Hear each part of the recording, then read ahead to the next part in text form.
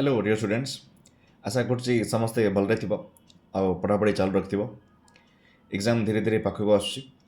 तुम चैनल रे एका सांगे 60 क्वेश्चन डीआई डाटा इंटरप्रिटेशन मु लोड करची। गत काली तार मु डिस्कसन करची। आशा करी समस्त को भल लगे।